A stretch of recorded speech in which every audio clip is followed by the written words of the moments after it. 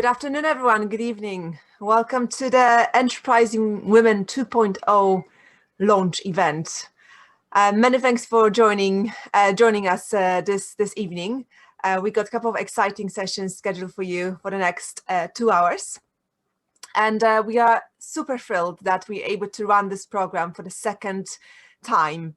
The program is all about providing pre-incubation support to women setting up businesses at early stage, and we wouldn't have been able to do it without the support and funding from NatWest, who are behind this program. So huge thanks to NatWest for supporting this program, especially to Cheryl Gourlay, who's the National Women in Business Manager. Amazing job title. Thank you so much. And also to our local ecosystem supporters, Matt Hatcher and Charlie Patrick. Thank you for supporting this program and making sure that we can make it happen second year in a row. And also another group of people that we wouldn't be able to do this without are the mentors. So thank you to the mentors who have been supporting the program in the first year and amazingly agreed to do it all over again. So I hope it's going to be a really amazing experience working with those businesses this year as well. For today, we got a couple of sessions scheduled in, as I mentioned. So first of all, we will have Paul Forster, and I'm pretty sure you all know Paul by now, who's the brain behind organizing this project. He'll be telling you all about what to expect from this program.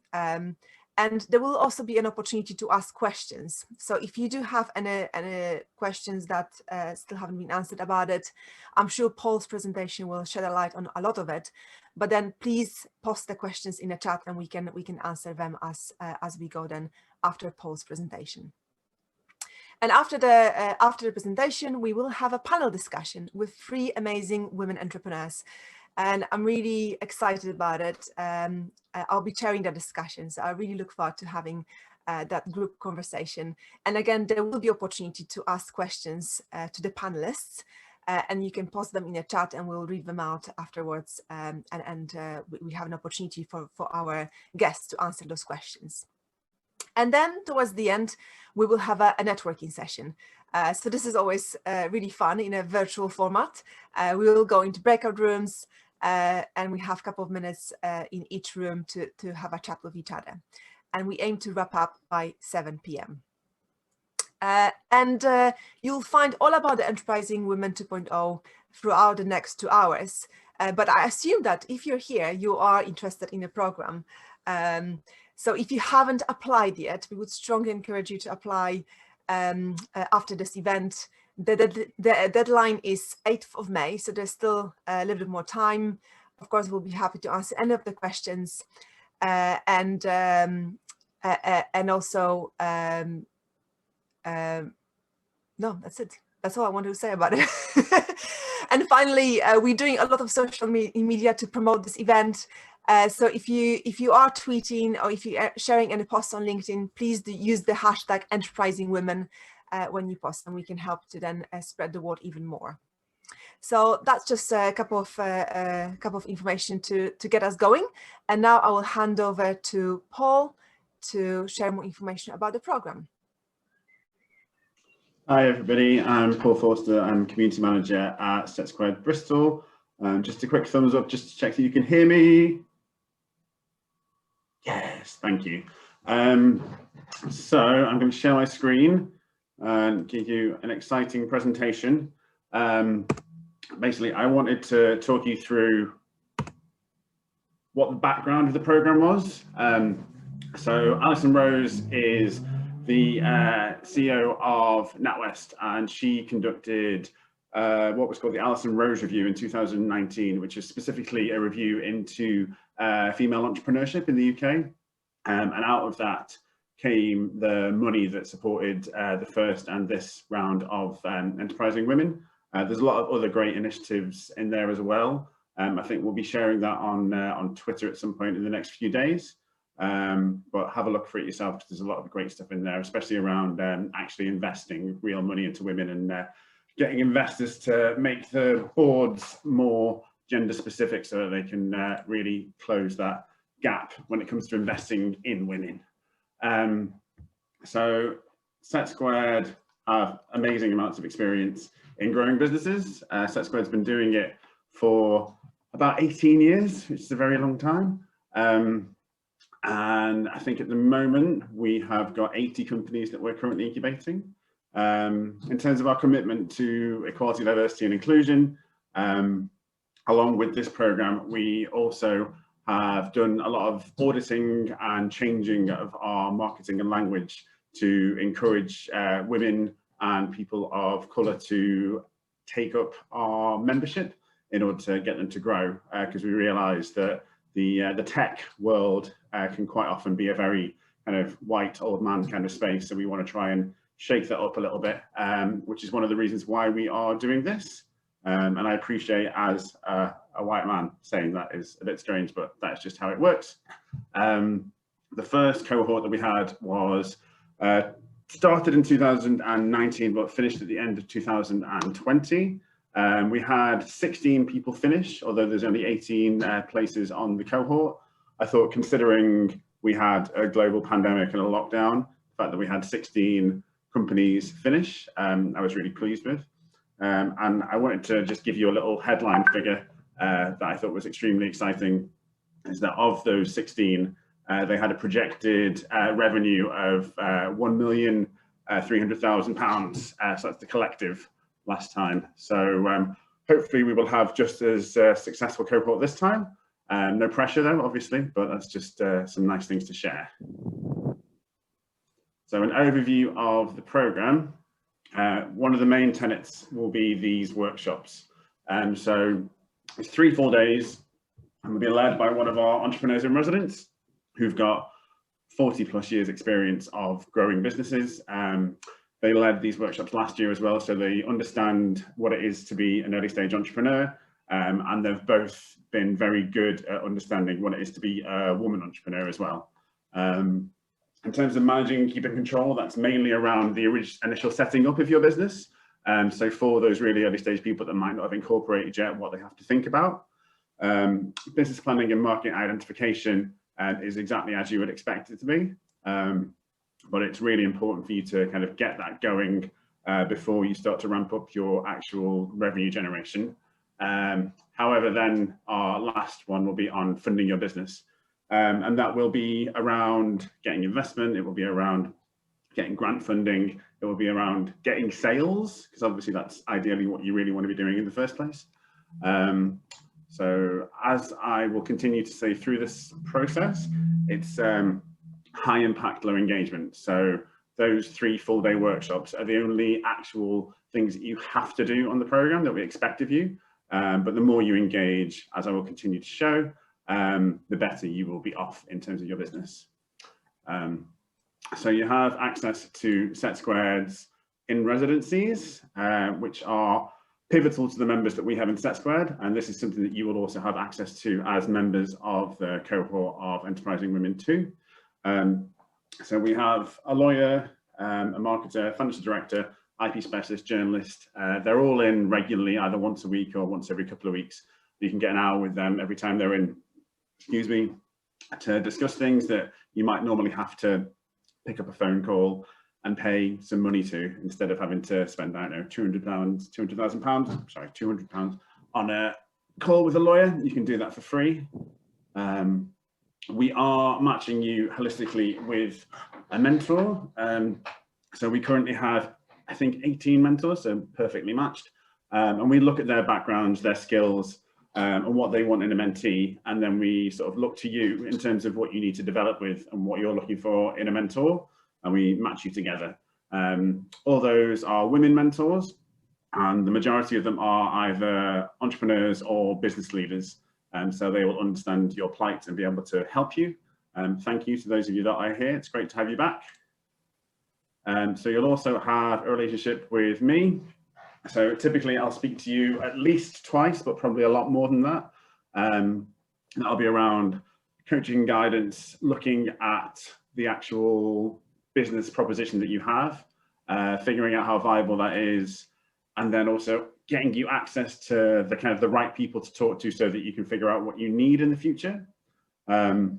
and then hopefully sort of putting you on your way so that you can have the confidence to move forward, and also the network to move forward. Because I think one of the things that most people that engage with SETsquared understand is that the power of our network is one of the greatest powers that we have. So you'll also get access to our network events. Hopefully after summer, we will start having networking events in person again, which is very exciting. I think the first one may be on a boat.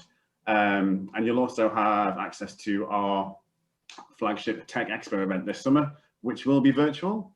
But that doesn't mean that it won't be really valuable, because it will still have that network curation point. A large part of it will be around either networking with investors or networking with our stakeholders.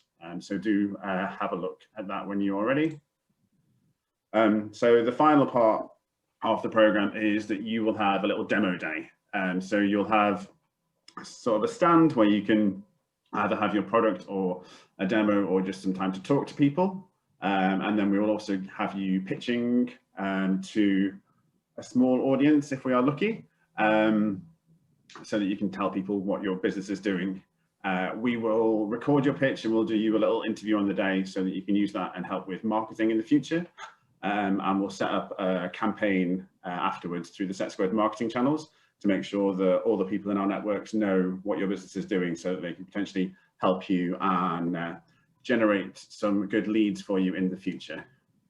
So this is a slightly messy timeline, my apologies. Applications are open now, they close on the 8th of May. Then the selection process will be through May, and the cohort will be notified towards the end of May. The mentor matching will proceed in June, and then the workshops will commence with sort of 2 to 3 months in between.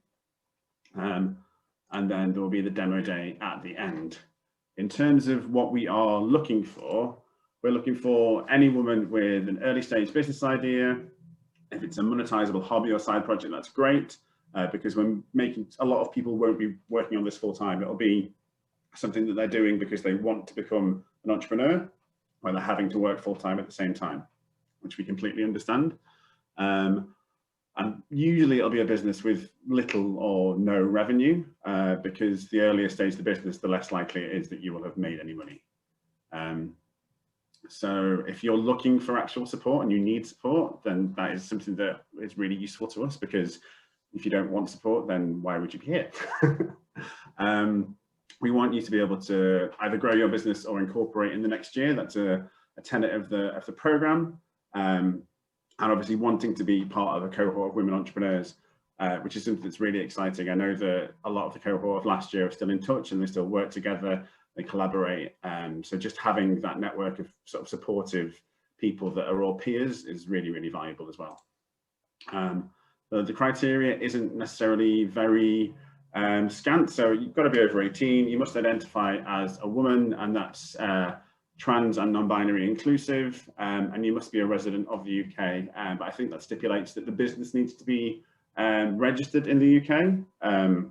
Obviously, during coronavirus restrictions, if you are stranded somewhere but you're registered in the UK, you can still have access. So as I said before, there's only 3 full days of engagement needed, and the majority of the support can be garnered out of hours. And one of the reasons why that was something that we found important is because we understood, and this was even before the horrors of lockdown, that a lot of women have caring responsibilities and they have to juggle motherhood with jobs and various other commitments. So the fact that this can be a flexible program for you, which is high impact and low engagement, was something that we designed specifically. Are there any questions in the Q&A box? I'm going to have to stop sharing my screen. Just briefly beforehand, if you want to have a chat with me about the program, if you've got any questions that you don't want to share in the box because they are not something you want to share publicly, that's absolutely fine. But I would be happy to set up a meeting with you. I've got quite a free diary next week deliberately to try and have some of these chats. So please do email me. I think my details will be getting put in the chat box below. So any questions? Let me see. No, everyone's really happy. That's good.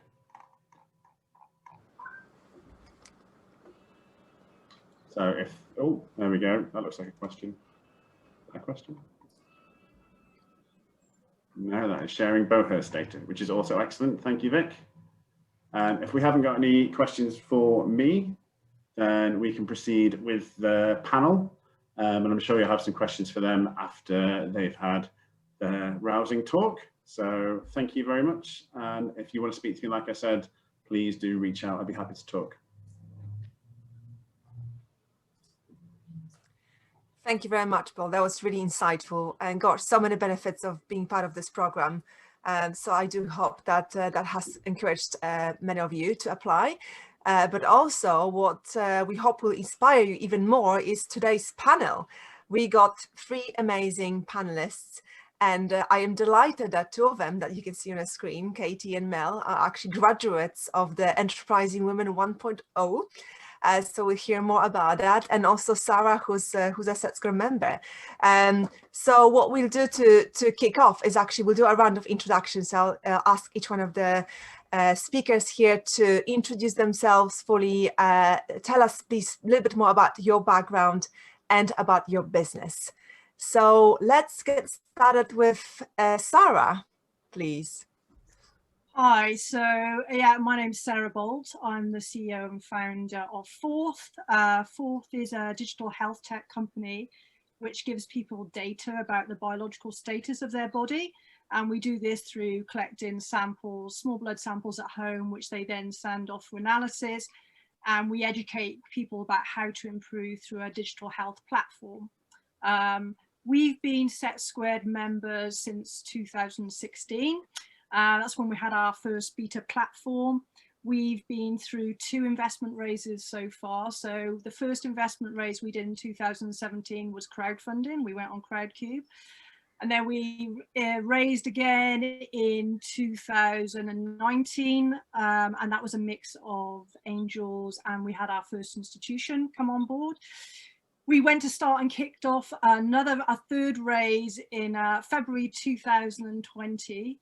And then that was soon pulled when the pandemic hit, because institutions basically just closed their doors for like 3 or 4 months.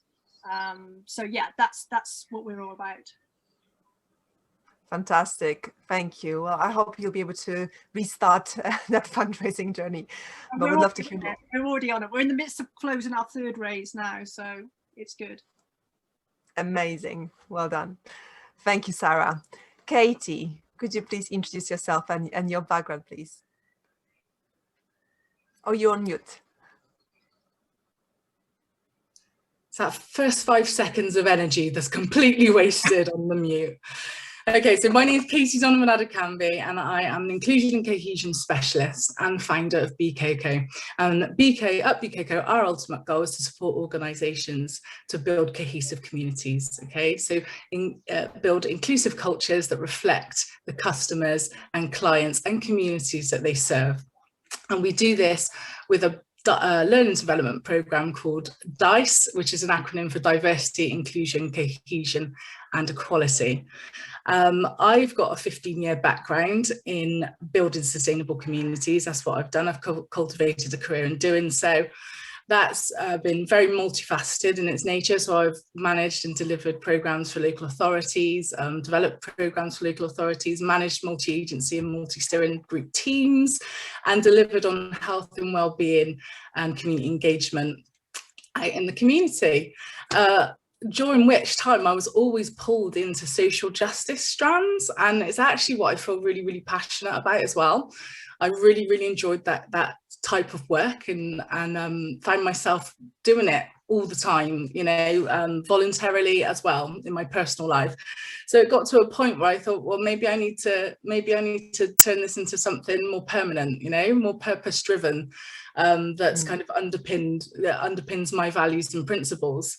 It's that whole, you know, if you can turn your hobby into your money maker, then you'll never work another day in your life type stuff, you know. And so that was always the dream. And I always said to all my kind of family and friends, if I could turn the diversity inclusion work that I do into a kind of strong, viable business, you know, with a good business model, then that's the direction I'd take. And it was the year before last that I was really inspired by a certain program that I witnessed and took part in, as well as the BCohCo business. And I thought, oh, it is achievable, it is doable. And I started planning, I started building a business plan around the concept. I registered the business on the 20th or no, the 1st of January 2020. Okay. And who would have known that COVID would have, like, you know, just blew up all of our worlds in the way that it did. But luckily enough, by that point, by the time we went into lockdown mode, I was already plugged into BCohCo business.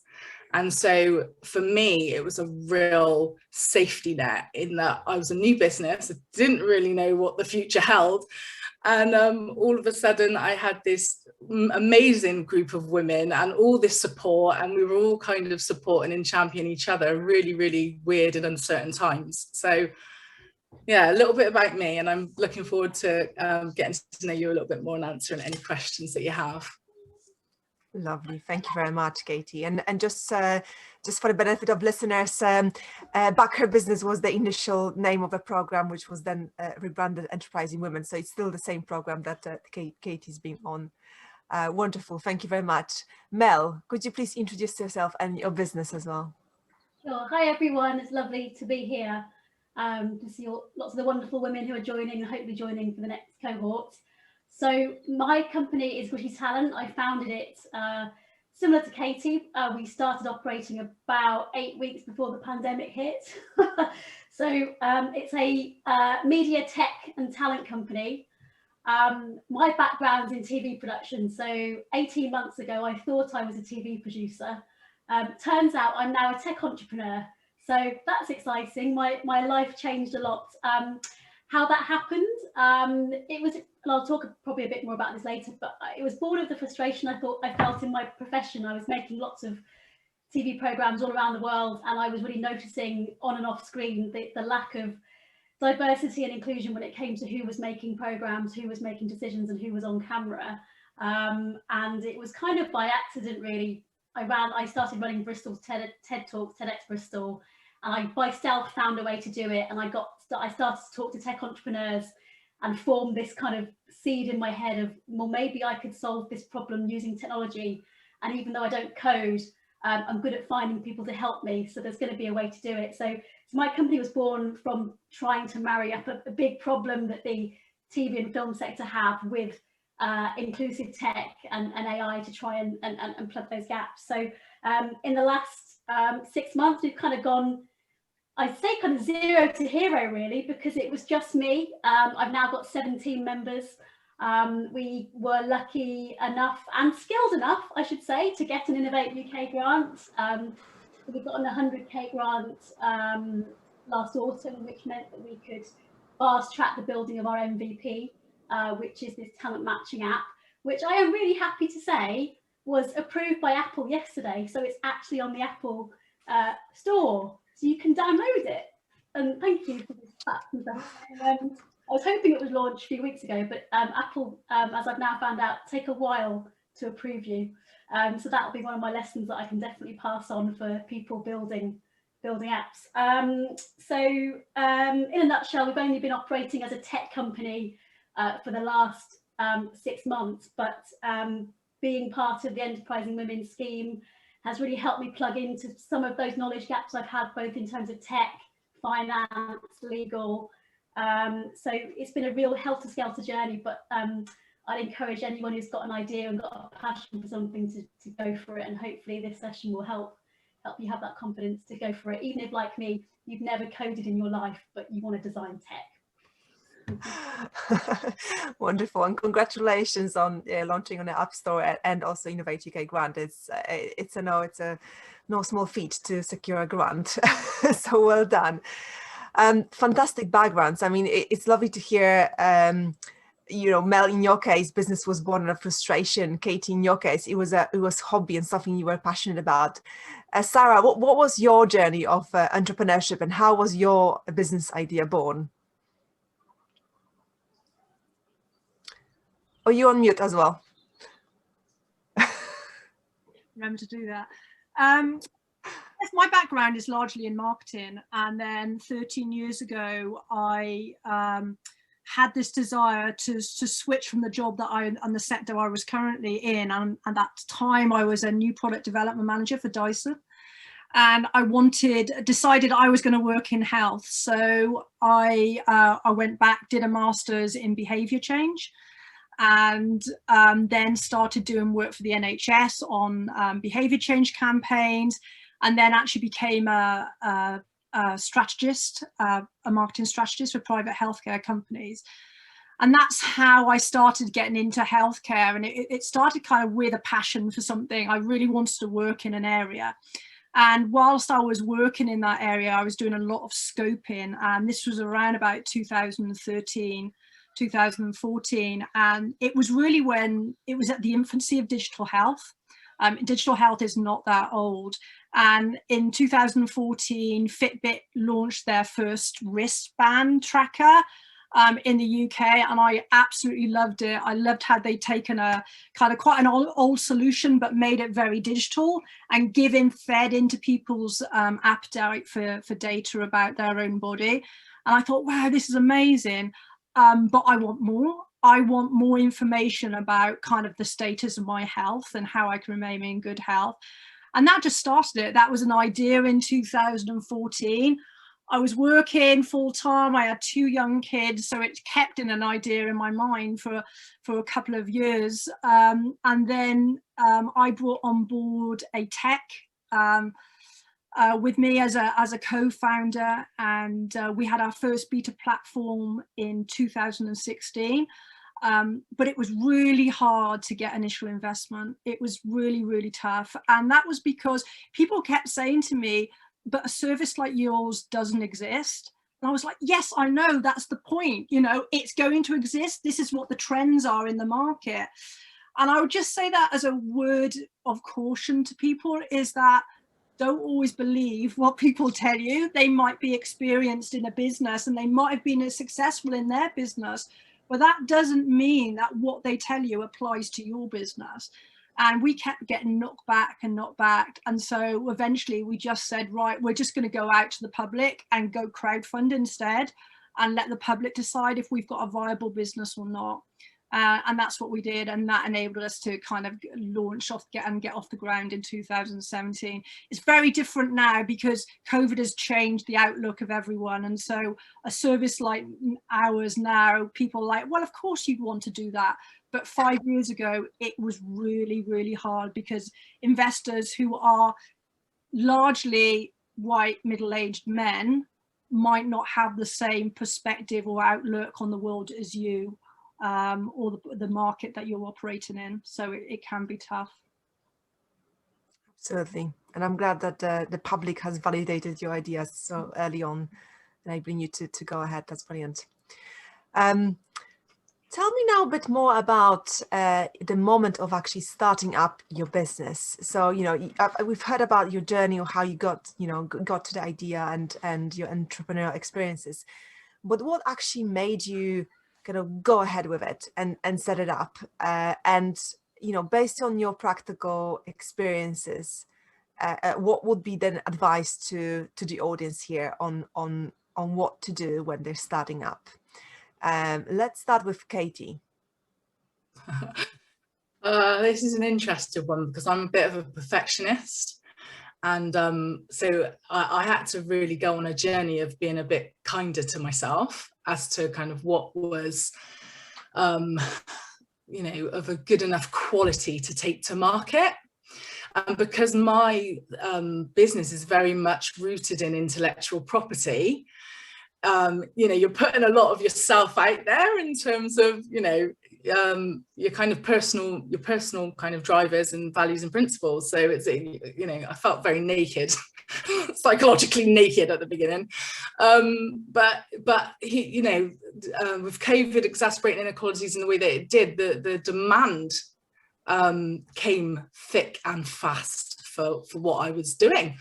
And so all of a sudden it was a case of, you know, whether I'm kind of ready at that kind of that level or not, I just need to get out there and do it. So You know, there was a lot of interest, a lot of inquiry, and so I just started doing it, I suppose, just getting it out there in the kind of shape that it was at the time.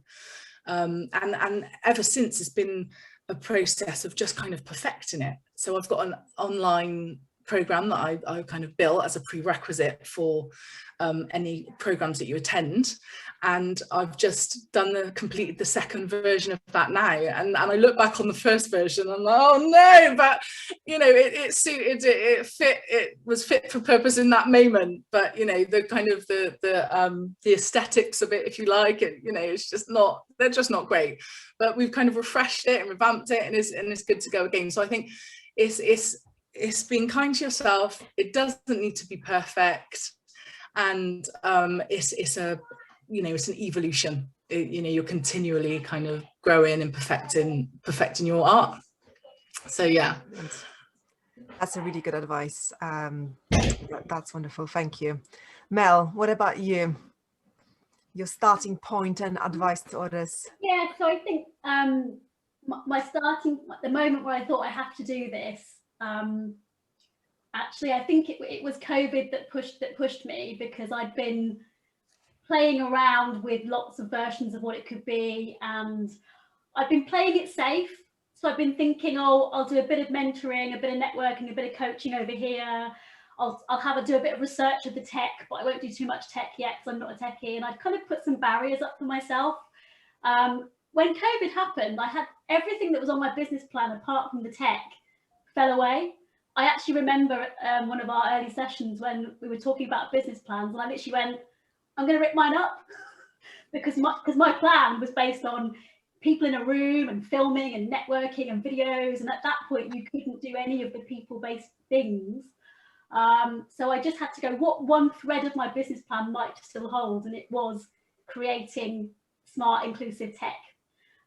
So I had to do what I call put my big girl pants on and go, okay, I'm going to focus on this one thread, even though it's the thread that I know least about.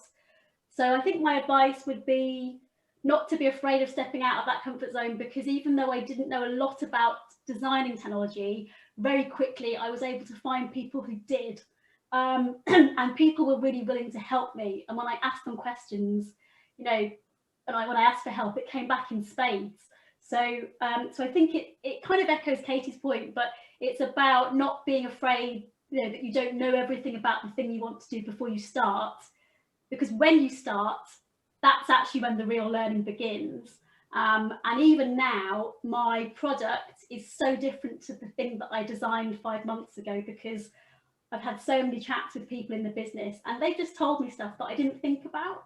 So you have to begin, and you have to not be afraid for, I think as Katie said, for the first few versions to not be the best version. And I think the beauty of building an MVP, the minimal viable product, is that it is literally just the beginning. And then you can spin out from it all the stuff that you didn't realise, you know, 6 months ago when you began. So I think, you know, getting stuck in sooner rather than later was probably my biggest lesson. I think that, and it's not just women who have this issue, but I think women tend to kind of feel like they have to be incredibly, you know, knowledgeable and know everything and perfect and completely networked before you do even a small step towards the thing you want to do. And actually my lesson was, I'm good enough if I just kind of put myself out there and ask for help. And particularly when it came to technology, a lot of people were just really willing to share their experiences. So an area that I felt really blind to actually opened up quite quickly once I was able to ask for help. So I think, yeah, you'll build a better product if you just start and let the lessons happen. But do definitely learn them. Yeah. Brilliant. Thank you for that. Sarah, how about your experience of, you know, of that moment when you decided to go for it, and what would you advise to others? I think like Mel said, it wasn't a single moment that I decided to go for it. It just kind of crept up kind of gradually on me to the point that I just thought, and I probably made it drag out longer than it should have before I kind of took the plunge, to be honest. Because I first had the idea in 2014 and I didn't get a product on the market to 2016. So I guess the thing would be, you've got to balance it all out. I had two young kids at the time, and you know, you're trying to do everything. and also trying to get someone to do it with me who kind of saw what I saw and I was as passionate as what I did. So I think one of the best things that I did was bring someone else on board to the business who was equally as invested as me in it. That was a definite thing to do. I think heading up a business on your own as the only founder is a very lonely place to be. So I would definitely say, and the stats bear it out anyway, people who are kind of co-founders are more likely to be successful than people on their own. So I'd say probably don't drag it on as long as I did. And if you've got an idea, get on with it. Find someone to do it with, because it will be very lonely and very isolating, and you need someone to bash things about and kind of endure the highs and the lows. And when you're high, the other one's low, and when you're low, the other one's high. So you can kind of bounce off each other very much. And I think the other thing is just to break it up into small kind of pieces, or I think threads was Mel said as well, because if you look at everything you have to do, you'll just freeze and you won't get anything done. It's breaking it up into small parts, and again, not being afraid that you don't know some stuff. I'm not a scientist, I'm not a medic, but I just went on LinkedIn and I looked for people who did this, and then I just sent them LinkedIn messages and said, look, would you be interested in chat? I've got this idea, I'm looking for someone to work with, and as a consultant, would you be interested? And don't be afraid to just go out there and ask people. And I think there is this very much, it's a particular problem with women, that they don't believe in themselves. And at the first, when we were raising money, I always used to be scared to ask people for money, investors for money, because I used to think, God, why would anyone want to put money, give me money? That's all gone by the wayside now. I don't care. I'll just ask anyone for money. That's brilliant. I'm glad. Fantastic. We all need you in our corner, Sarah, then, kind of as a message reminder when we go to investor meetings. Just go for it. Lovely. Thank you. Some of you already mentioned COVID-19 and how it affected your business. Obviously, it's been a craziest year that we've had, and it's changed a lot. And I've already heard, Mel, you said it actually completely changed your business model. Can you tell us a bit more about how it affected your business, and how did you overcome the challenges that you brought? Well, I think so as I said, I physically ripped up the first business plan, and I had a little cry, and I took a bit of time to feel sad, and then I picked up myself off the floor, and very strangely I started to realize that obviously COVID is a horrific thing that has devastated so many people's lives, but there was this tiny silver lining for me whereby my industry suddenly needed to use technology in a way that it hadn't before. So the TV industry had, considering that broadcasters use cameras and cables and all sorts to do their job, the industry had been very light on using tech for its kind of pre-production processes. So before you go on, on camera, and suddenly the whole industry needed to work remotely, and some of the business tools that exist for remote working weren't really suitable for production. So, Trello's great, Basecamp's great, Slack, but you couldn't do some of the specific work. So suddenly there was a gap in the market that hadn't been there before, because COVID was forcing my industry to be much better at doing production while you're in different rooms. So the talent process in TV is arguably the most important, because you need great people both on screen and off screen to get your commissions, to basically make money. It's a people-based business. So I suddenly, COVID, I did have this light bulb moment of, for all the horrors that this thing has brought, there's a business case here which wasn't there a few months ago, that this industry needs to do its talent work remotely, and also there was this added pressure of, how do you find less networked and more diverse talent who's not already in the industry? And there's a real risk that you'll never find them now that you're remote and you can't go to TEDx to spot them, or you can't go and network in a Starbucks or whatever. So suddenly COVID actually created the business case as to why I had to do this now. So once I'd stopped crying, and I did have about a week of feeling really upset and a bit annoyed and you know, I'd given up my full-time job at the BBC. I'd walked away from a good salary and probably a good furlough package. So I had you know, I was feeling a bit miserable, but actually when I realised that COVID had created this business opportunity, I started to see that actually not only was this a good thing for my industry needed it. And I think it's true of many industries that COVID has forced us to do things differently. And I don't think we'll go back necessarily to exactly how we were. I really hope we move forward, and technology is a big part of that. So you know, weirdly, COVID was the making of my product in a way that, you know, obviously I wish COVID hadn't have happened, but I don't know whether I would have got to as far as I am now if it hadn't have happened. So it's a bit of a double-edged sword, but Interesting. yeah. No, it's good. It's good to hear a positive story. And Katie, you were starting up around the same time as Mel. So how did it affect you? Yeah, it's an interesting one, because it did almost feel, even events in my personal life that led up to that moment felt like the planets had aligned in a really like, you know, amazing way. And again, like echoing what Mel said, we don't want COVID, but it was absolutely the making of my business, in that you know, everything, delivery type and the vehicle for delivery totally changed. And I went into denial mode initially, because the kind of subject matter that I deal with is really emotive. You know, you get the passion stirring, you know, essentially we're talking about people's personal perceptions, and we're talking about bias, and we're talking about how to do it better. And so COVID removed the question mark around, do we have a problem? And took us right to the, how do we deal with it? People wanted to know about allyship, bystandership, you know, how do we do things differently? How do we build cohesive communities? How do we be more inclusive? How do we do that in our personal life? How do we do that in our professional life? So all of a sudden, what I was selling was in really, really high demand because of COVID.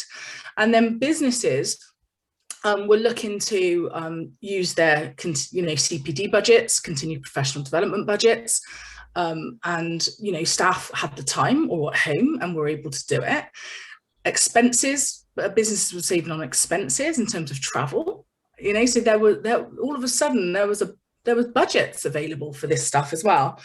So just the planets just seem to align in a really, really great way for me, and the kind of the nature of the business. That's wonderful. Again, silver linings. That's great to hear. And Sarah, how about your business? You already mentioned that kind of the pandemic made people realize the need for your product. But how was it for you, for the business and operations and your team? Operationally, it's in the whole, from March until Christmas, my co-founder and I didn't take any time off whatsoever. We didn't have a day off. I mean, it was challenging. I think a number of things. One, we just kicked off an investment raise that had to stop, because VCs, they literally closed their doors and they were only reinvesting really in companies they already had on their books. We were lucky enough, we had enough cash runway to get us through, so we just put everything on pause and concentrated on the business. Operationally, our staffing model, we worked anyway, part at home, part in office, so that wasn't a problem. And we hired new people during that time, and who we haven't actually even met face to face yet. So, but that was again not too bad. But some of our suppliers, so if you can imagine, we rely on Royal Mail to send out blood sample kits and return blood sample kits, and blood is has a lifespan on it as well.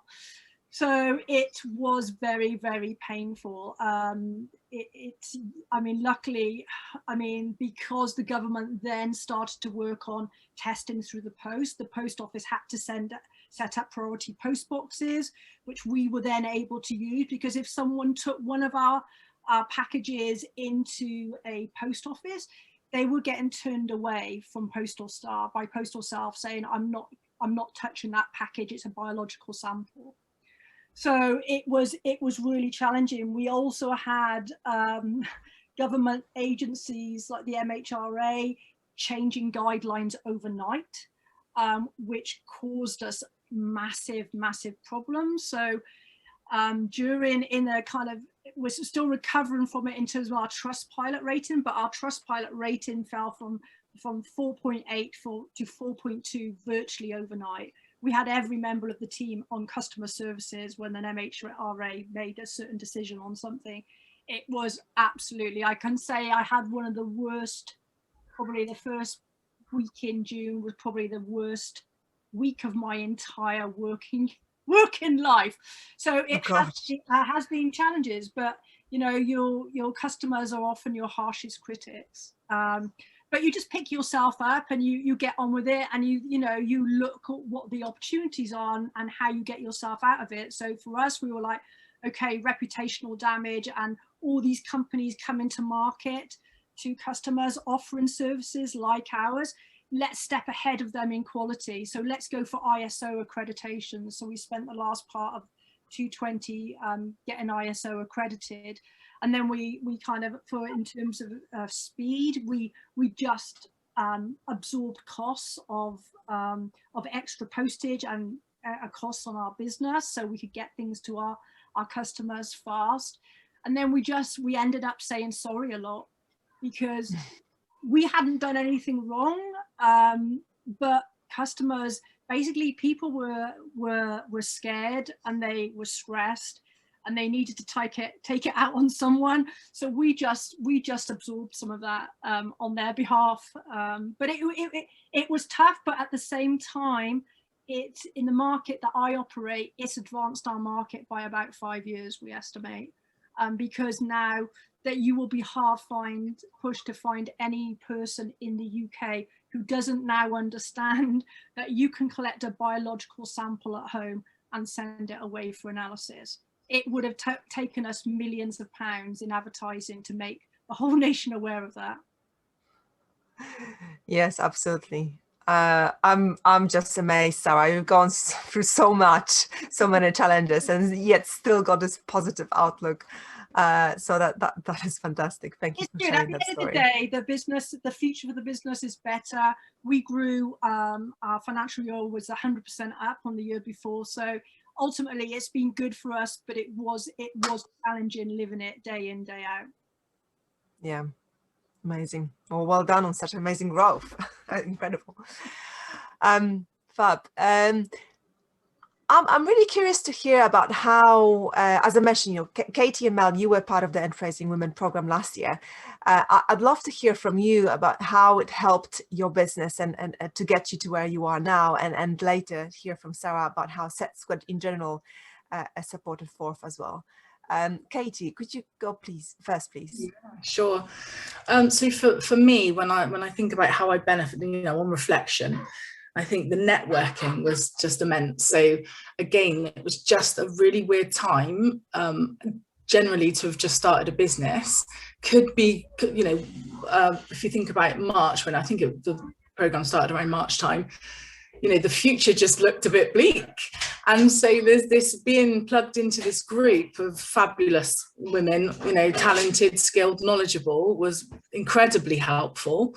And also having a mentor, a coach. I mean, that was, again, to be able to kind of go through things that you were finding challenging, or kind of just to have that kind of reflected back at you, and somebody to talk to and somebody to work these things out with.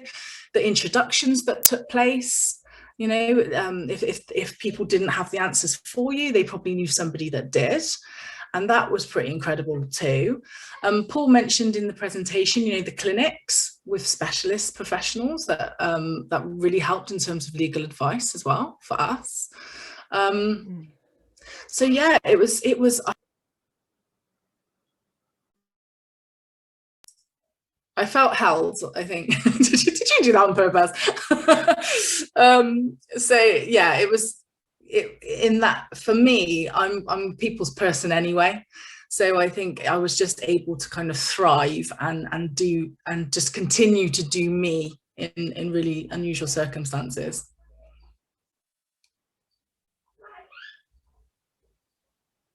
So I really enjoyed the being part of a group as well. I think echoing Sarah's comment earlier about it can be quite lonely and it can be quite frightening if you're sat on your own at your laptop every day trying to make something happen. So having a group to share a bit of, you know, the kind of the highs and the lows and the stress relief with. Sadly, because we all met as a group, didn't we, in person, that very first meeting, and we all were going, yay, let's do lots of social stuff, and I was going to help plan it all, and obviously then COVID. So we never got to have the social in person, but because we'd met briefly and then we were in a Zoom room every kind of few weeks together, it was really good to just have that feeling of you're pushing along together. It also for me did the thing of getting me to get my act together, because actually I felt that feeling of I have to keep moving, because each week we're going on to a different topic, and if I haven't, you know, amended my business plan or done my cash flow, I'm going to feel like a little bit of a naughty schoolgirl. So it did actually, in a good way, help me keep on target, which is also a challenge when you're working on your own. It's quite easy to push stuff down the line a bit. So I think it's really healthy to feel that you're part of that, you know, a bigger group heading towards something. The most useful thing for me was the practical random bits of advice that I was able to get from various advisors. So, you know, I know a fair bit about IP. I had no idea about how I should be protecting my IP at this stage. I had quite a heavy conversation with the legal advisor, and afterwards I felt much happier about the world. And there's a wider network which you can tap into. So, you know, I needed to find people for my team. I said to Paul, I'm looking for a product manager. I can't find anyone. I put an advert out. I haven't found anyone yet. And Paul was like, oh yes, you know, speak to Dan.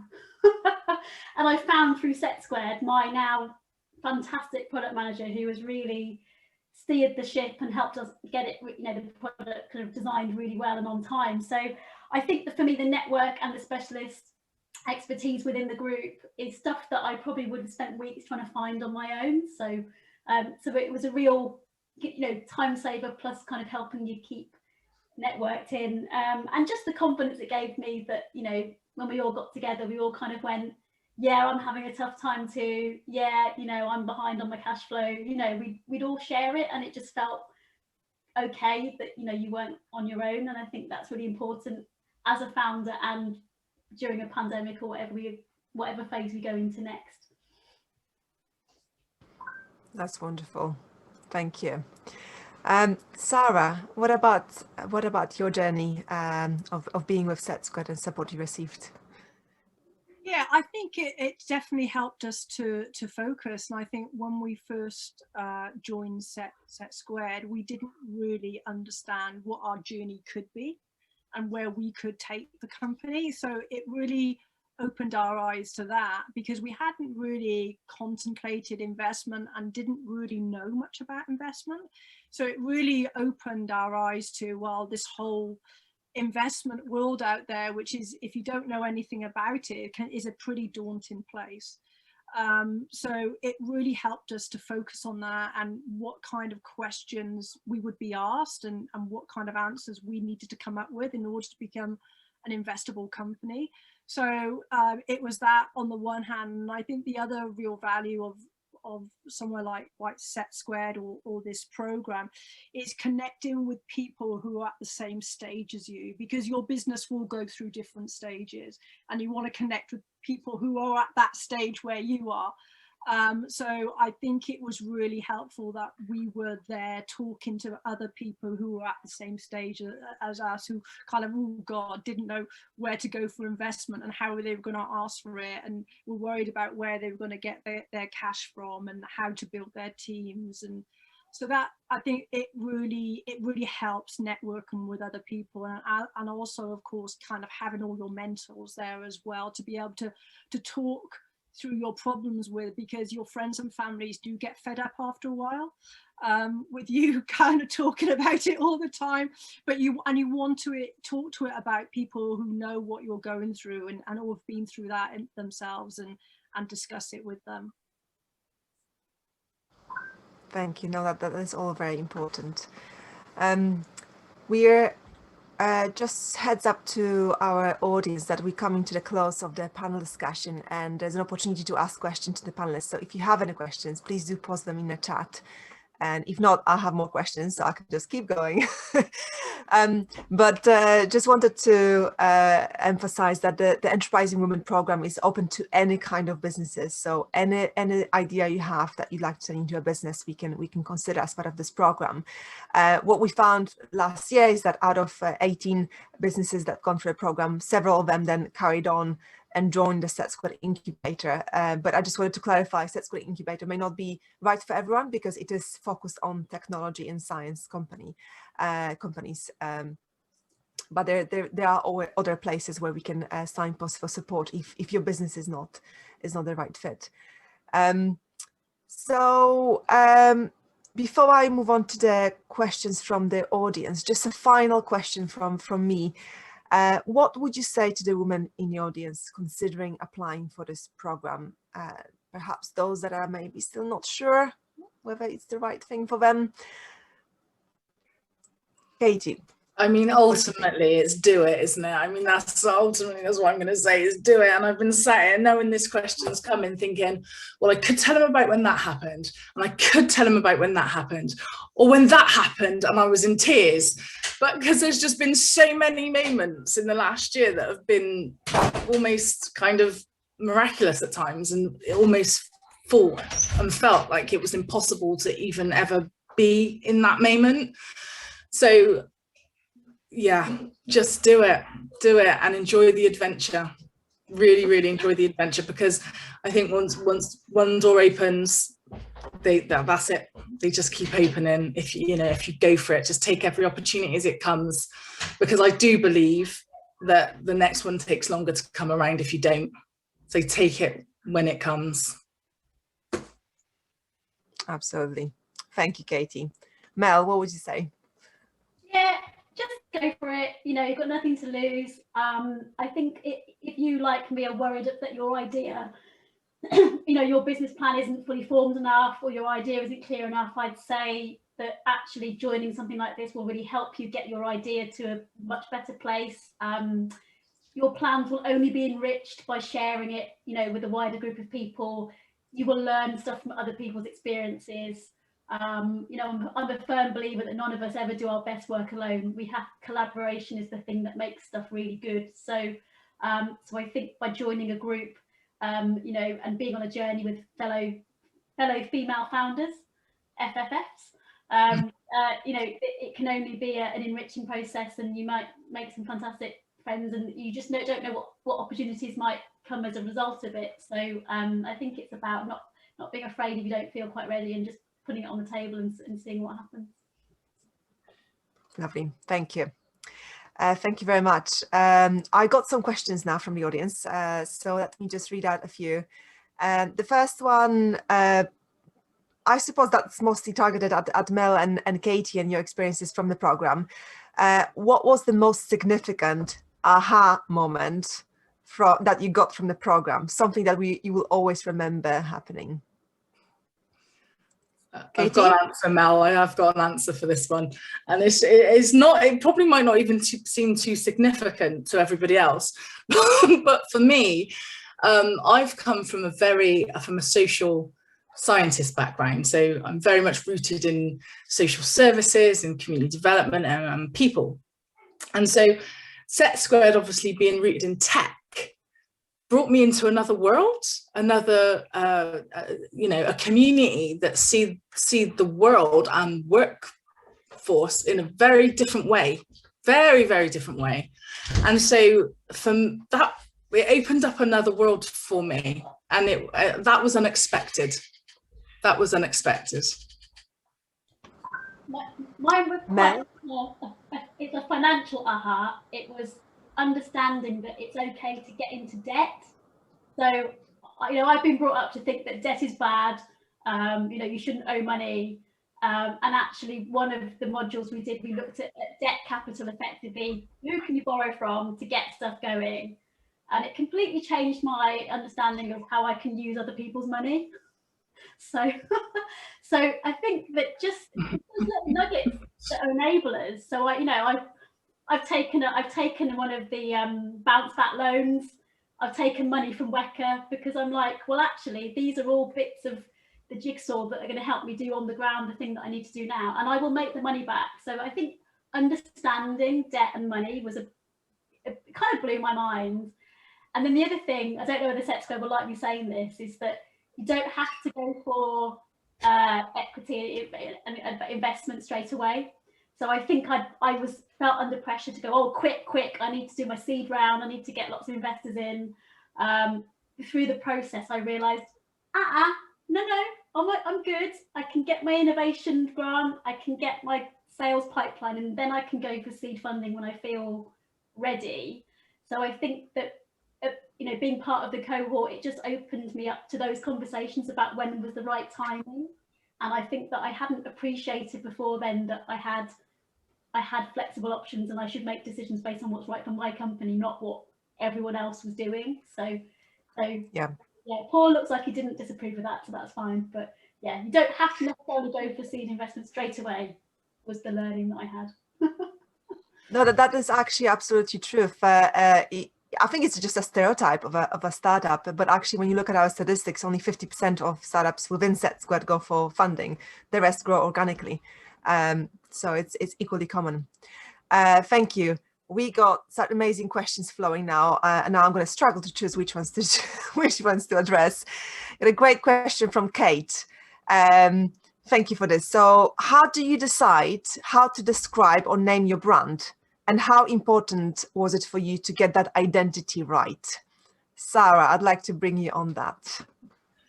Oh God, it took us ages. It took us ages to come up with a name. And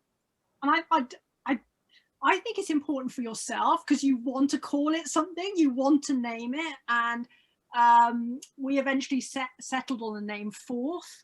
And that was because my vision for the company was about creating a service which was a positive step for people, and that is why we ended up settling on that. And we just felt that health was made really complicated and very medical and clinical, and we wanted to make it something like kind of which was more fresh and kind of part of people's everyday life and lifestyle. So yeah, and because we're B2C as well, brand is everything as a B2C business, so it's very important. Brilliant. Mel, what about your name?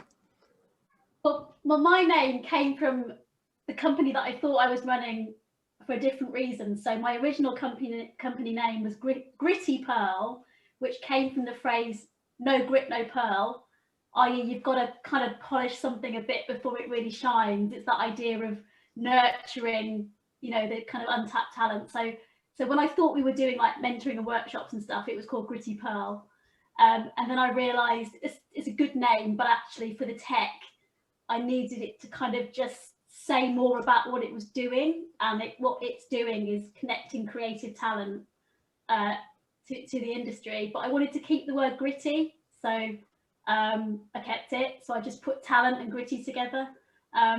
But we have had a couple of brand related crises where we've been going back and forth saying, should we change the name, because it's not obvious what it does still, and we may still rebrand, but for the purposes of just getting the app launched, I just thought we'll go gritty. And it's actually very interesting is often you can't answer that question until you've started to sell and you've started to get feedback from your customers.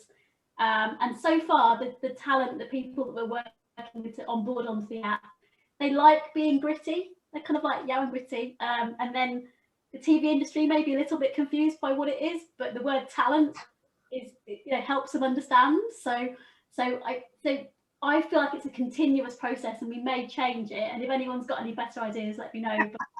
But we're going to stick with gritty talent for at least, I think, the next year, and then we might become a Snickers, having been a marathon. I don't know. We'll see. Yep, fair enough. Lovely, thanks, Mel. BCohCo. I love that name. Katie, where did it come from? It's literally an acronym for building cohesive communities. That's literally what it is. And I love it. I love the way it sounds. So it was just, for me, I wanted, like Mel said, I needed something that people would understand quite easily if I was to kind of, like literally like I just did, spell it out for you, you know, because BCohCo doesn't do it on its own. But the B in my logo, I'd like to tell the story behind that as well when I am doing a presentation. And the idea with that is that we invite you on the DICE program to share ideas and your innovations on diversity, inclusion, cohesion and quality. And so to cross-pollinate from teams, departments, partnerships, so we can all kind of collectively reimagine together. So if you can, if you can bring the branding and the messaging and the bigger picture in, it's, it can serve, it can do a lot for you. One thing I would say is if you're looking at organic search on Google, be careful with your name, because it can be a nightmare sometimes. I mean, we love the name Forth, but when you try and Google Forth, it's taken us kind of 3-4 years in authority to build up that we will come one of the first organic search listings now. So just beware of that if you're really looking at organic search is going to be a key thing for you in your marketing. I think the piece of advice I'd give is just Google the hell out of all the different names that you're thinking of, and also company's house, who's already registered as what. So there was already a Gritty Productions, for example. The other thing is researching the meaning of the words. So we were contacted by someone who said, "Oh, did you know that the phrase nitty gritty comes from the grit that was scraped off the slaving ships?" And that was one of the conversations that me and my team had about whether we should rebrand, because we didn't want there to be any connotation with that. But it's impossible, I think, at an early stage to find out every single thing. And as I said, sometimes it takes being out there for the feedback to come back. But yeah, I'd just do as much Googling and research as you can. Yes. Brilliant. Thank you. Amazing advice. Thank you so much. And I know there are a few more questions in the chat, but I'm afraid we're going to have to wrap up the panel. If you want to do just a little bit of networking and have a chat in a smaller group. So thank you so much to our amazing panelists. You've been so open in sharing your experiences and your learning. So I really appreciate you sharing that with our audience. Thank you so much for joining us today. And I wish we could do like a big round of applause, but you won't hear that if everyone's clapping. So thank you. We will now move on to the networking bit. We only have 15 minutes for networking. So how it's going to work is we have this randomized breakout rooms. So in a moment, Rianne will randomize all of us and we will go into a room that will have 4 people, mostly 4 in each room, and we'll have 7 minutes to have a chat with each other. At 1 minute to go, you'll see a countdown that will appear on the screen, so you know this is the time to wrap up the conversation. And after that, we'll come back to this main room and then we'll do it again. I think we only have time for 2 rounds of this. So then we go into another room with 3 other people to have a final chat, and at the end we'll just come back here for just a few minutes of closing remarks to wrap up by 7.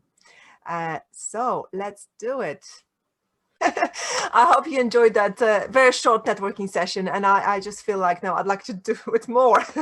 So it's just a shame we're running out of time, but I hope you enjoyed that. And I know, the countdown always came a little bit too quick, but if there was anyone in your networking group that you felt you've connected with but haven't had a chance to exchange contact details, please do let us know. So send us a message, anyone on a team, and we can then facilitate that introduction if you'd like to.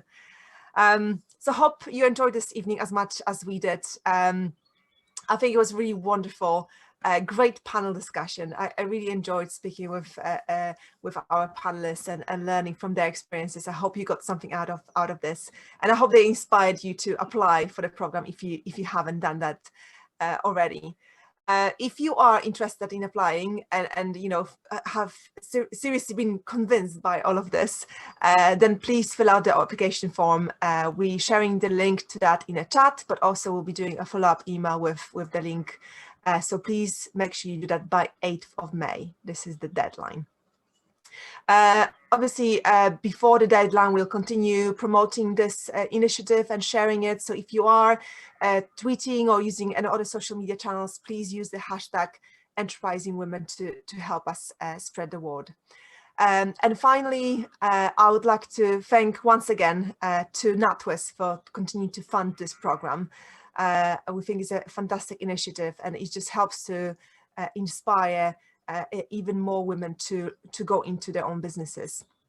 We're looking forward to working with the next cohort on that. And thank you once again to the mentors that have committed to this program. And also thank you to the SETsquared team for organizing this event. Rian doing amazing work behind the scenes of making this happen, as well as Paul, Tamsin and Sophie supporting this event. So thank you so much to everyone.